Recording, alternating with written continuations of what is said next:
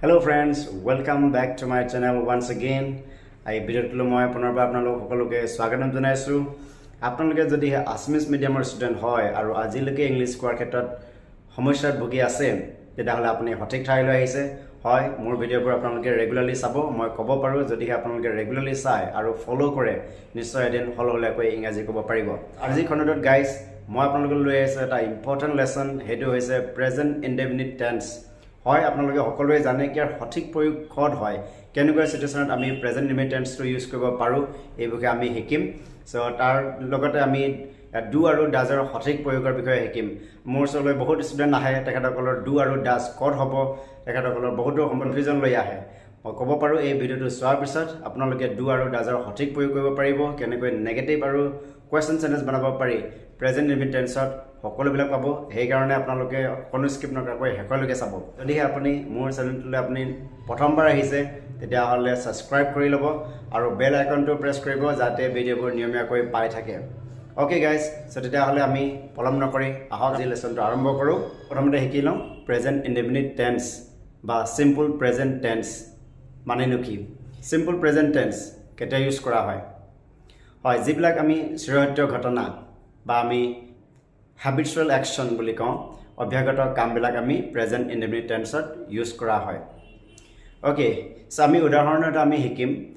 বিভিন্ন ধৰণৰ ছাবজেক্টৰ লগত কেনেকৈ ভাৰ্বৰ কি ৰূপ সলনি হয়, ভাৰ্বৰ ফৰ্মৰ কেনেকুৱা সলনি হয় এই বিষয়ে আমি শিকিম। চ' আমি প্ৰথম ভাৰ্বটো লৈছোঁ, suppose our verb is play. Play শব্দটো আমি ল'ম আৰু আমাৰ subject first person, second person, third পাৰ্চনৰ লগত কেনেকৈ ৰূপৰ পৰিৱৰ্তন হয় এই বিষয়ে আমি চাই লওঁ। This is the subject and verb. Our verb is play. আমাৰ ভাৰ্ব হৈছে প্লে। আমি যদি first person, so' we have already learn about the পাৰ্চনৰ বিষয়ে আমি কৈছোঁ। ফাৰ্ষ্ট পাৰ্চন যদি আমি কওঁ কি হ'ব? আই, মই খেলোঁ। কি ক'ম? চ' আই প্লে, মই খেলোঁ। আমি খেলোঁ, উই প্লে। তুমি খেলা, ইউ প্লে। মই খেলোঁ, আই প্লে। আমি খেলোঁ, উই প্লে। তুমি খেলা বা আপুনি খেলে, you play. But if it is third person and singular number, third person singular number হ'লে কি হ'ব আৰু সেইটো এবাৰ আমি একবাৰ চাই লৈছোঁ। যদি আমি কওঁ ইয়াত হি বুলি কওঁ, চ' তেওঁ খেলে, হি প্লে লগত কি হ'ব ইয়াত? উই হেভ টু এড এছ এটা লগাই দিব লাগিব। হি প্লেজ, তেওঁ খেলে। কিয় আমি লগালোঁ? যদিহে ছাবজেক্টটো এইটো টি পি এছ, আমি কওঁ T P S stands for third person singular. যদিহে থাৰ্ড পাৰ্চন ছিংগুলাৰ নম্বৰ হয় তেতিয়া আমি মেইন ভাৰ্বৰ লগত এছ বা ই এছ লগাব লাগিব। নেক্সট মানে যদি তাই খেলে, এই হৈছে শ্বি প্লেজ, তাই খেলে। তাই খেলে বা যিকোনো থাৰ্ড পাৰ্চন ছিংগুলাৰ নম্বৰ আমি যদি কওঁ ল'ৰাজনে খেলে, দ্য বয় প্লেজ। যদি কওঁ ছোৱালীজনে খেলে, দ্য গাৰ্ল প্লেজ। কিন্তু যদি আমি প্লুৰেল ফৰ্ম হয়, আমি যদি কওঁ হি এণ্ড শ্বি, সিহঁতৰ প্লুৰেল ফৰ্ম হৈছে দে। সিহঁতে যদি খেলে বুলি কওঁ তেতিয়াহ'লে কি হ'ব? দে লগত কিন্তু মই ৰাখিব they play. Why not S? Because this is the plural form. এই ৰুলটো এছ বা ই এছৰ ৰুলটো হৈছে only if the subject is third person and singular number. যদিহে থাৰ্ড পাৰ্চন ছিংগুলাৰ নম্বৰ হয় তেতিয়াহে আমি ইয়াত এছ লগাম। যদি প্লুৰেল ফৰ্ম হয় মানে বহুবচন যদি হয় তেতিয়াহ'লে আমাৰ ইয়াৰ পিছত এছ বা ই এছ নালাগে। হয়, তেতিয়াহ'লে আমি এটা ইম্পৰ্টেণ্ট কথা গম পালোঁ, সেইটো হ'ল কি যদিহে ছাবজেক্টটো থাৰ্ড পাৰ্চন ছিংগুলাৰ নম্বৰ হয় প্ৰেজেন্ট ইনডেফিনিট টেন্সত, মানে আমি যদি অভ্যাগত কামৰ কথা ক'বলৈ যাওঁ তেতিয়াহ'লে মেইন ভাৰ্বৰ পিছত আমি এছ বা ই এছ লগাব লাগিব। ভাৰ্ব অনুসৰি এছ আৰু ই এছ লগাবলৈ। ছাপ'জ মই যাওঁ, আই গ', আৰু তেওঁ যায়, হি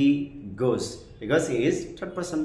তাই যায়, শ্বি গ'জ, কিন্তু he and she plural form they, সিহঁতে যায়, দে গ'। মায়ে জানে, then what will happen? My mother is which person? Third person. And my mother, single mother, that's why singular. Third person and singular number, that's why my mother knows. More data jane, single father, that's why my father knows. Kintu more ma data jane. What happened? My mother and father know. Why not S? Because my mother and father, two persons, plural form. Egarne hobo my mother and father know. So I hope this concept is clear now. Eti ami hikibole goi asu. Ebilakor ami kenekoi negative aru question sentence বনাব পাৰোঁ। Again we'll take help from our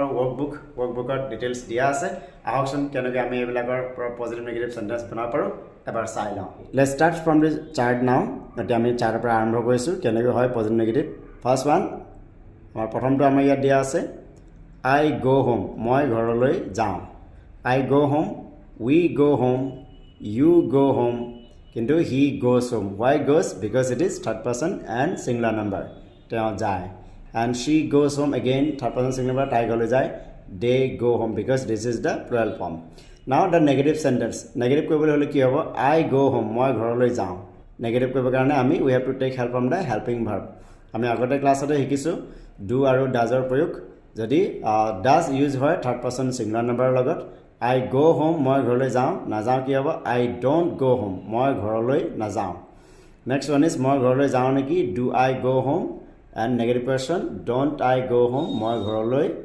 নাযাওঁ নেকি good next one we go home আমি ঘৰলৈ যাওঁ নাযাওঁ we don't go home question do we go home and negative question don't we go home আমি ঘৰলৈ নাযাওঁ নেকি next one is you go home তুমি ঘৰলৈ যোৱা নোযোৱা you don't go home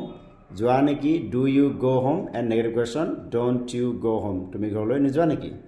next one is he goes home তেওঁ ঘৰলৈ যায় নাযায় হলে কি হ'ব he doesn't go home তেওঁ ঘৰলৈ নাযায় remember does is used with tps third person singular number লগত he third person singular এখানে ইয়াত আহিলে does he doesn't go home আৰু এটা কথা মনত ৰাখিলে after does always v1 for our first form to এখানে he doesn't goes নহব he doesn't go তেওঁ ঘৰলৈ নাযায় next one question আকৌ does টো আমাৰ আগলৈ আহিব does he go home তেওঁ ঘৰলৈ যায় নেকি and negative question doesn't he go home তেওঁ ঘৰলৈ নাযায় নেকি now she goes home তাই ঘৰলৈ যায় নাযায় she doesn't go home তাই ঘৰলৈ নাযায় যায় নেকি does she go home তাই ঘৰলৈ যায় নেকি and negative question doesn't she go home তাই ঘৰলৈ নাযায় নেকি now this is the plural form হিহঁতে ঘৰলৈ যায় they go home আকৌ they to third person কিন্তু plural form এইকাৰণে হ'ব they don't go home হিহঁতে ঘৰলৈ নাযায় যায় নেকি do they go home হিহঁতে ঘৰলৈ যায় নেকি and next one is don't they go home হিহঁতে ঘৰলৈ নাযায় নেকি I hope now the concept is clear now how to make a negative and question sentence with the help of the verb do and does হয় মই আকৌ repeat কৰি দিছো does is used with third person and singular number third person singular number লগত does ৰ প্ৰয়োগ হয় আৰু do বাকি সকলো বিলাকৰ লগত now we'll take some example sentences and we'll try to make negative and question sentence suppose our first example sentence is মোৰ মায়ে চাহ ভাল পায় কেনেকৈ হ'ব my mother ভাল পোৱা মানে আছে like third person singular number এখানে হ'ব my mother likes tea মোৰ মায়ে চাহ ভাল পায় if we want to make this sentence negative কেনেকৈ হ'ব মোৰ মায়ে চাহ ভাল নাপায় আমি আগতে পাই আহিছো third person singular number negative আৰু question কৰিবৰ কাৰণে আমি does ৰ সহায় লওঁ এইকাৰণে হ'ব my mother doesn't like tea মোৰ মায়ে চাহ ভাল নাপায় না আকৌ যদি আমি question কৰিব বিচাৰো তেতিয়াহলে কি হ'ব does টো আগলৈ আহিব does my mother like tea মোৰ মায়ে চাহ ভাল পায় নেকি and negative question কৰিলে হ'ব doesn't my mother like tea মোৰ মায়ে চাহ ভাল নাপায় নেকি he speaks english তেওঁ ইংৰাজী কয় যদি আমি কোন নেগেটিভ বনাবলৈ যাওঁ তেওঁ ইংৰাজী নকয় কি হ'ব he doesn't speak english does ৰ পিছত কিন্তু s টো গুছি যাব because after do does or did always v1 তাৰ পিছত কেতিয়াও no s no es no ing no second form no third form so এই কাৰণে he doesn't speak english তেওঁ ইংৰাজী নকয় আকৌ যদি আমি কোৱেশ্চন কৰো তেতিয়াহলে তেওঁ ইংৰাজী কয় নেকি does he speak english তেওঁ ইংৰাজী কয় নেকি আৰু তেওঁ ইংৰাজী নকয় নেকি doesn't he speak english তেওঁ ইংৰাজী নকয় নেকি তুমি তেওঁক চিনি পোৱা মানে কি হয় no জনা বা চিনি পোৱা তুমি তেওঁক চিনি পোৱা so you know him now if we want to make this sentence negative কি হ'ব তুমি তেওঁক চিনি নোপোৱা you is second person আমি জানো third person singular number does use হয় এতিয়া আমাৰ use হ'ব do so you do not short form you don't know him তুমি তেওঁক চিনি নোপোৱা if we want to ask question তেতিয়াহলে কি হ'ব তুমি তেওঁক চিনি পোৱা নেকি do you know him তুমি তেওঁক চিনি পোৱা নেকি and negative question don't you know him তুমি তেওঁক চিনি নোপোৱা নেকি হিহঁতে ক্ৰিকেট খেলে হিহঁত মানে হৈছে they আমি সদায় মৰি খেলিব সাবজেক্টৰ পাছত সদায় ভাৰ্ব আহে হিহঁতে খেলে they play what cricket they play cricket হিহঁতে ক্ৰিকেট খেলে আমি অসমীয়া নিচিনা এনেকৈ ক'লে নহব they cricket play no this is not the way এটা হৈছে আমাৰ ইণ্ডিয়ানৰ ষ্টাইল সো আমি ইংলিছত কেনেকৈ হ'ব they play cricket হিহঁতে ক্ৰিকেট খেলে আমি যদি এই সেন্টেন্সটো আমি নেগেটিভ বনাব যাওঁ তেতিয়াহলে কি হ'ব আমি আকৌ সাম subject our subject is they they hoise third person kintu plural form ei karone ebaru amar helping verb lagibo do they don't play cricket hiyote cricket nekhele ako jodi ami question odiu hiyote cricket khele neki do they play cricket hiyote cricket khele neki and negative question don't they play cricket hiyote cricket nekhele neki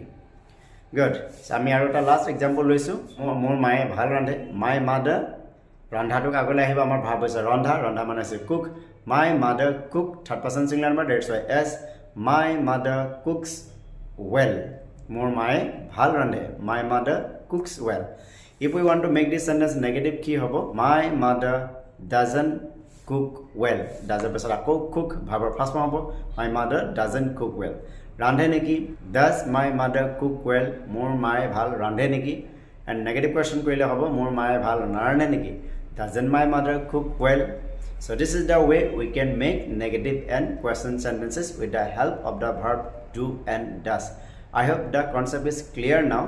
so we'll move to the next level hoy ekhinte eta important kotha apnaloke hoday mon rakhibo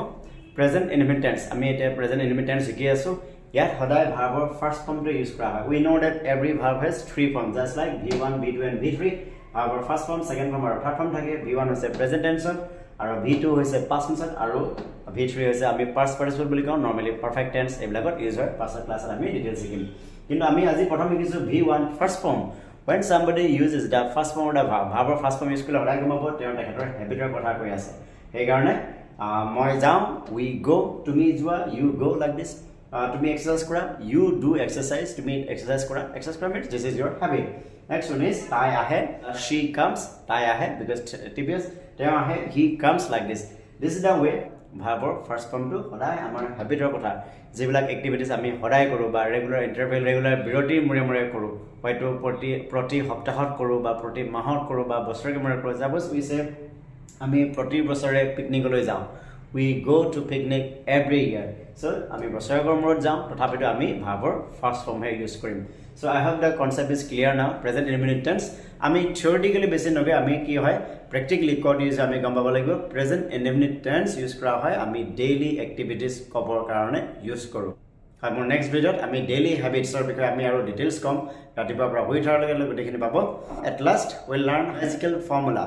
how we can make about 15 to 20 sentences out of one sentence we are going to learn now I hope you are enjoying the video today hole ta like diok aru jodi etalage subscribe kora noi please subscribe it enuka videos bilak di thakibo karone jate moi anupranito ho apnalokor morom sene ho bohote provision our sentences teo khai he khai we say he mane say he ami teo he khai eat third person singular number hekane ki hobo he eats teo khai if we say teo na khai our do number sentence he na khai he doesn't eat ako jodi ami kau teo khai neki ki hobo does to agole ahibo does he eat teo khai neki ami jodi kau teo na khai neki doesn't he eat teo na khai neki next one is our sentence number 5 so before that apnaloke 3 number sentence to underline koi lebo apnaloke column copy likhi goise mai karone 3 number sentence to underline korok 3 number sentence pora ami baki gutei sentence blak ami banabole goi asu suppose our number sentence number 5 teo khai ne na khai আমি কি কৰিম তেতিয়া হলে আমাৰ 10 number sentence le does he eat teo khai neki আমি tar pisor matra ami logai dim or not এই কারণে full sentence টো হবো does he eat or not teo khai ne na khai good next one is teo ki khai ki mane hoise what আমি অসমীয়া মিডিয়ামৰ বিলাকে কওঁ what he eat no this is wrong what he eat no hobo ki hobo what আমাৰ 10 number sentence le does he eat what does he eat teo ki khai good now next one is teo kot khai kot mane hoise where does he eat teo kot khai next one is teo ketia khai ketia mane hoise when does he eat teo ketia khai next one is teo kenegoi khai kenegoi mane hoise how does he eat teo kenegoi khai next one is teo keta bazat khai ami jodi homoy dolibo bisaisu tetia hole what time does he eat teo kiman khai kiman mane hoise how much our sentence number 3 monoporism logor how much does he eat teo kiman khai next sentence is teo kiman deri khai কিমান দেৰি মানে হৈছে how long আমি অসমীয়াত অনুবাদ নকৰো how মানে কেনেকৈ long মানে দীঘল কেনেকৈ দীঘল নহব কিমান দেৰি how long does he eat তেওঁ কিমান দেৰি খায় next one is তেওঁ কিয় খায় why does he eat তেওঁ কিয় খায় why does he eat এই কৈছে তেওঁ কিয় নাখায় why doesn't he eat তেওঁ কিয় নাখায় আচ্ছা কোনে খায় কোনে মানে হৈছে who কোনে খায় who eat and s who eats কোনে খায় third person singular number কোনে খায় who eats আমি যদি কওঁ কোনে নাখায় who doesn't eat কোনে নাখায় and again if we say plural form কোনে কোনে খায় তেতিয়াহ'লে কি হ'ব like Assamese we cannot say who eat this is not possible কি হ'ব কোনে কোনে খায় this is the plural form আমি কি কৰো আমি plural form হলে কি কম who eat কোনে কোনে খায় মনত ৰাখিব ইয়াৰ পিছত s নাই who eat কোনে কোনে খায় কোনে কোনে নাখায় who it is a plural form একাৰে কি হ'ব who don't eat কোনে কোনে নাখায় সকলোৱে খায় সকলোৱে মানে হৈছে everybody বা everybody eats remember everybody is third person and singular number আমাৰ গোটেই ইন্ডিয়ান ল্যাঙ্গুৱেজত এটো plural form হিচাপে ধৰা হয় কিন্তু ইংৰাজীত সকলোৱে খায় everybody eats সকলোৱে খায় next one is কোনেও নাখায় কোনেও means nobody eats কোনেও নাখায় next one is কোনোবাই খায় নেকি does anybody eat কোনোবাই খায় নেকি আমি doesক লৈ আহিম does anybody eat কোনোবাই খায় নেকি and then কোনেও নাখায় নেকি doesn't anybody eat so this is the way so we can make out of one sentence about 15 to 20 sentences এটা sentence পৰা আমি 15 পৰা 20 টা sentence বনাব পাৰো আপোনালোকে বেলেগ ভাৰ্বৰ হাইলে পৰে কাম গো সিং ডান্স যিকোনো ভাৰ্ব লৈ লওক আৰু আপুনি 10 টা মান ভাৰ্বৰ লগত যদি এবাৰ প্ৰেক্টিস কৰে মই গ্যাৰান্টি দিব পাৰো আপোনালোকৰ সম্পূৰ্ণ জিভাত সেট হৈ যাব আৰু কনফিডেন্টলি ইংলিশ ক'ব পাৰিব this is what I had to say in today's video I hope you enjoyed the video give it a like and share it with your friends and please don't forget to subscribe it and press the bell icon so that you don't miss my any videos. See you in my next video.